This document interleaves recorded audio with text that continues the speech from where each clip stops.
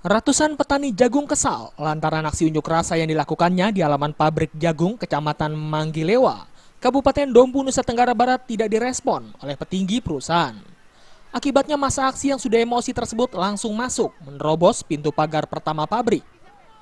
Namun warga tetap gagal untuk menemui petinggi perusahaan jagung tersebut karena masa aksi tertahan di pintu pagar kedua oleh sejumlah aparat kepolisian dan BRIMOB yang lebih awal melakukan penjagaan serta pengamanan akan aksi tersebut. Ayo kawan-kawan, mari kita nyatakan sikap hari ini.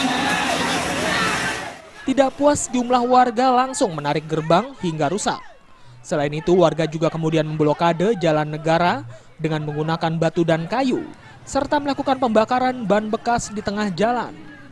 Warga yang sudah brutal itu juga sempat beradu mulut dengan aparat kepolisian karena warga berusaha menarik pos kamling untuk menghalangi jalan depan pabrik.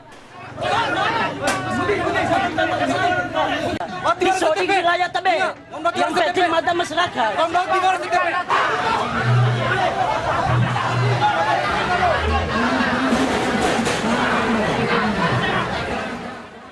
Para petani mengaku kecewa dengan nilai jual jagung hibrida yang basah untuk tahun ini karena harga jualnya turun drastis dengan angka Rp1.800 per kilogramnya. Sedangkan harga jual jagung kering hanya Rp2.000 per kilogramnya.